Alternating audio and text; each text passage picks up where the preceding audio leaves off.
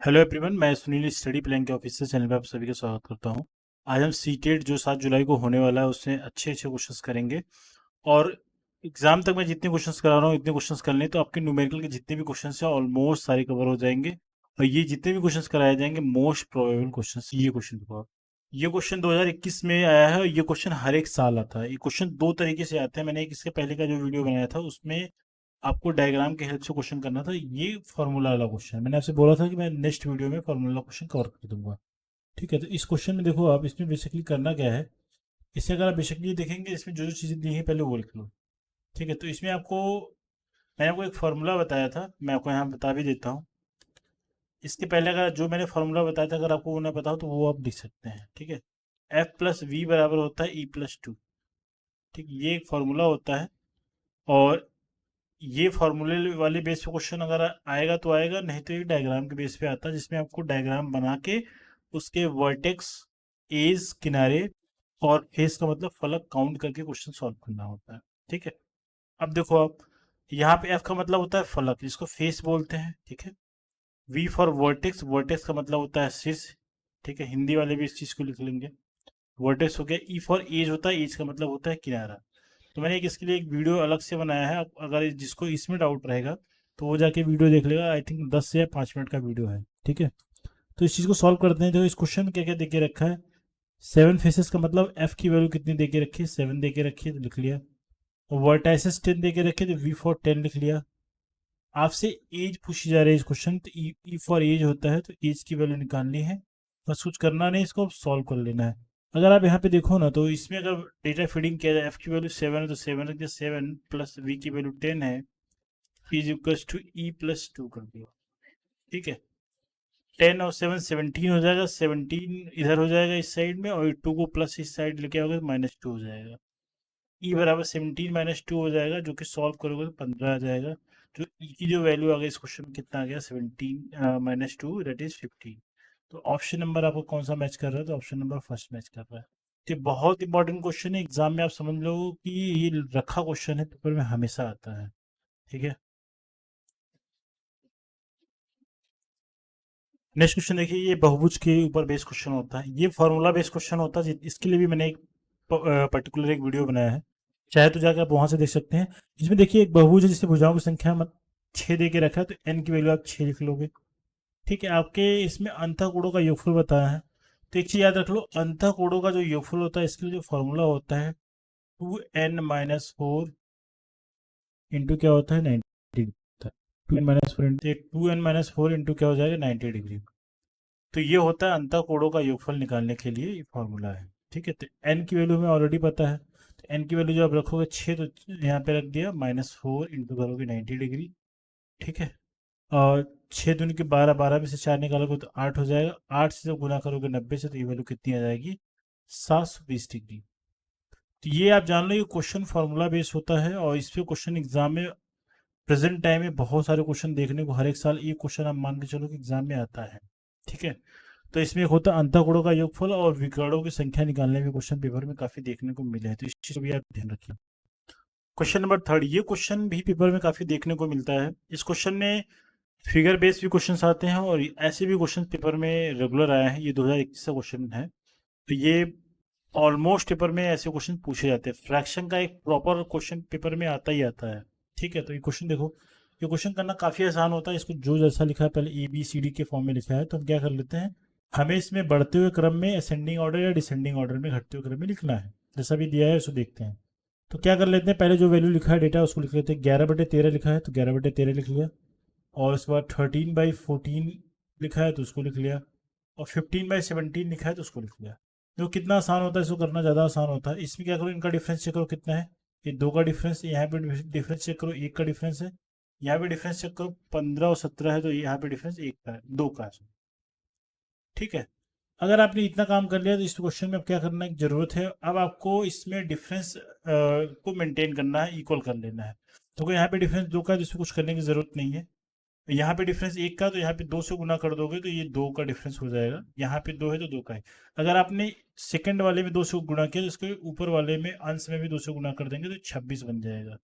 ठीक है, अब जिसका अंश सबसे बड़ा होगा वो सबसे बड़ा भिन्न होगा, और जिसका अंश सबसे छोटा होगा वो सबसे छोटी वाली वैल्यू होगी। तो 26 इसका आ रहा है, तो 26 ये सबसे बड़ा मान होगा ये। 13/14 सबसे बड़ा हो जाएगा। तो कहाँ सबसे बड़ा दिखाई पड़ रहा है? 13/14 इस वाले पहले ऑप्शन में देखिए सबसे बड़ा दिखाई पड़ रहा है।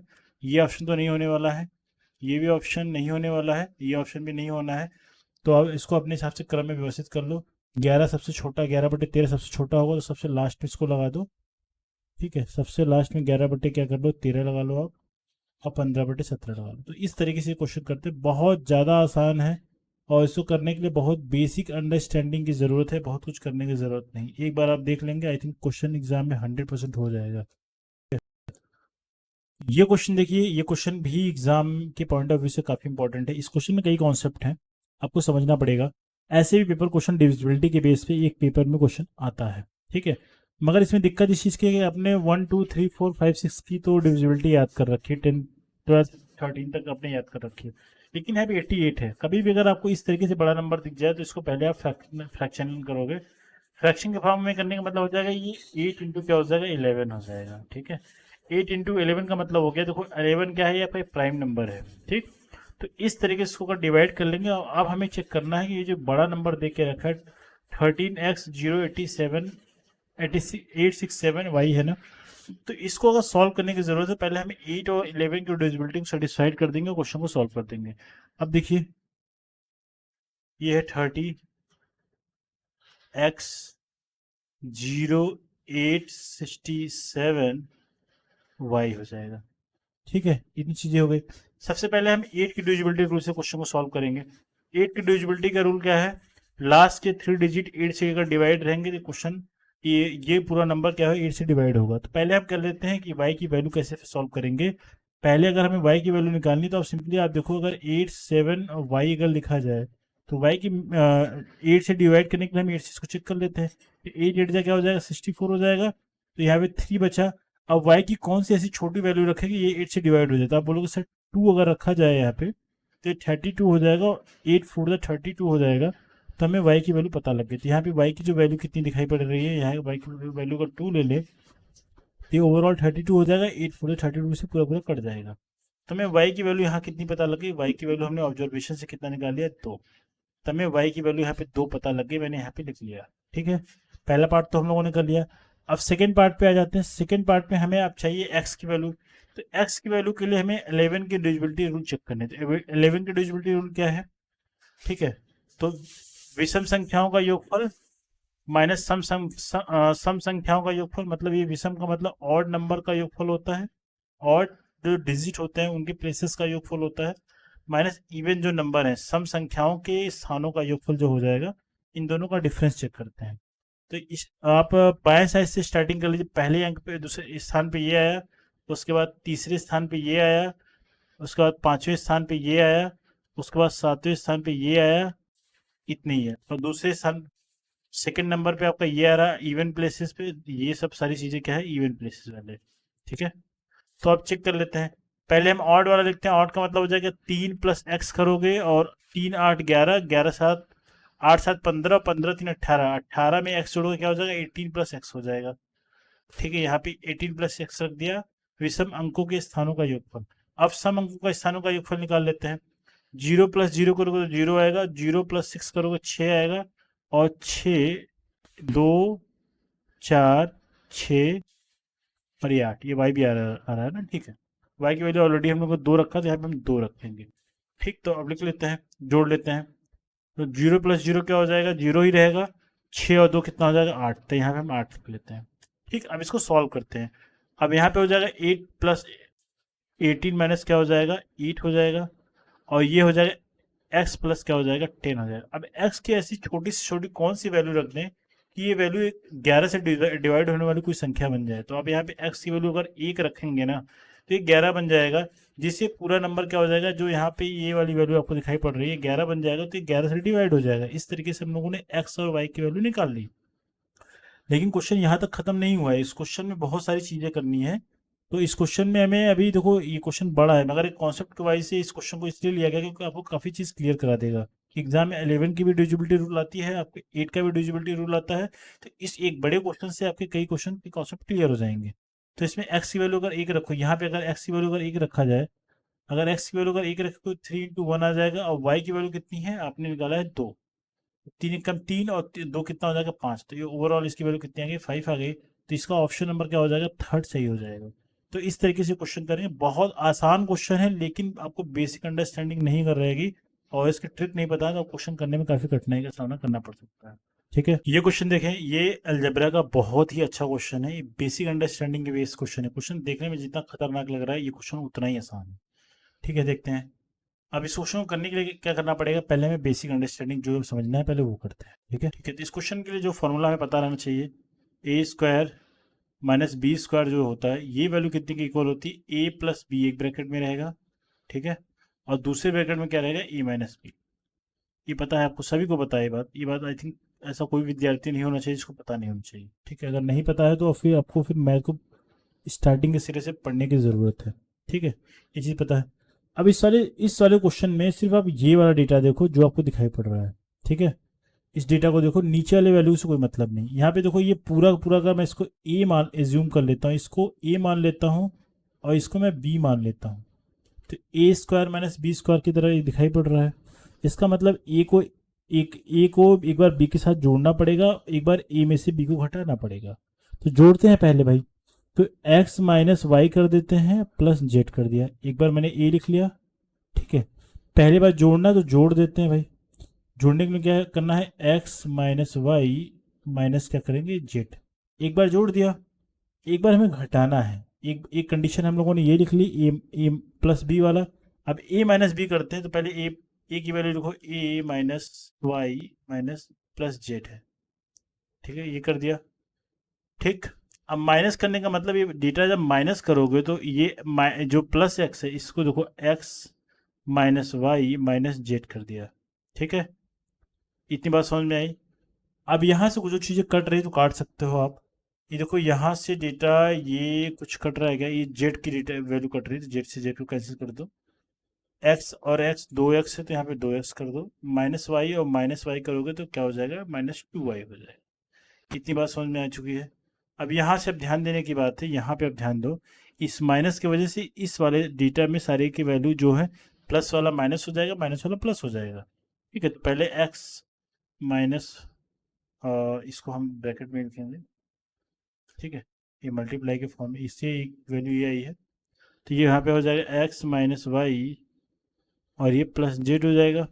ठीक है, और यहाँ पे जब करोगे तो माइनस, ये प्लस एक्स वाला माइनस एक्स हो जाएगा, इस माइनस की वजह से प्लस ये वाई हो जाएगा, और इस माइनस की वजह से प्लस जेड हो जाएगा।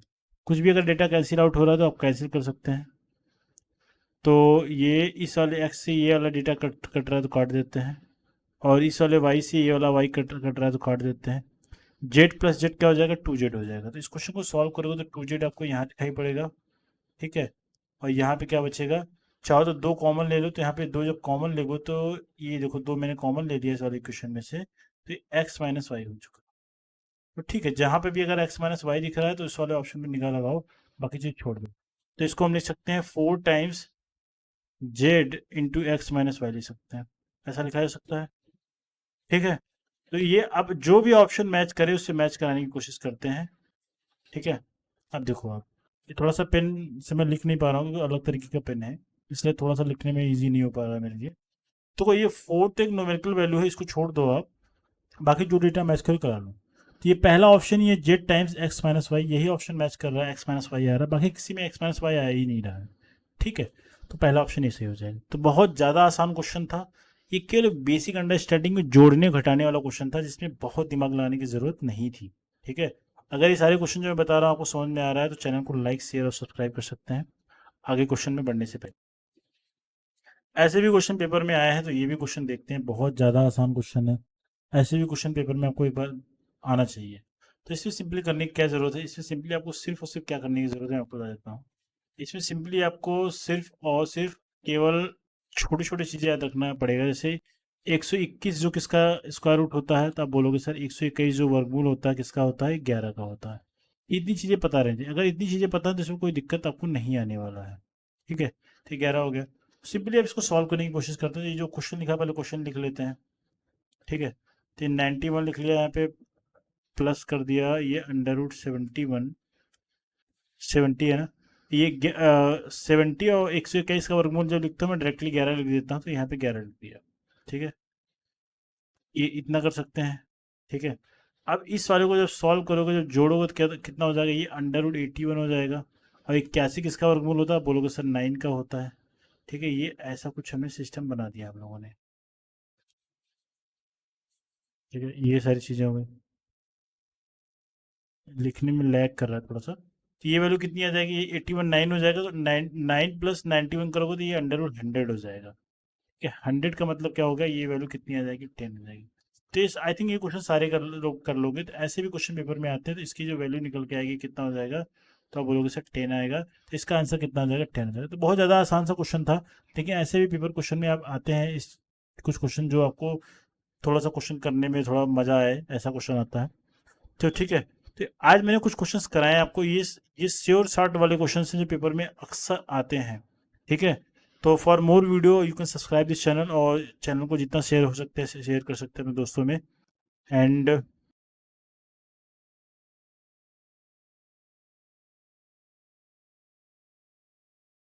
नेक्स्ट वीडियो में तब तक मिलते हैं। Thank you so much and very best of luck for your job. Thank you.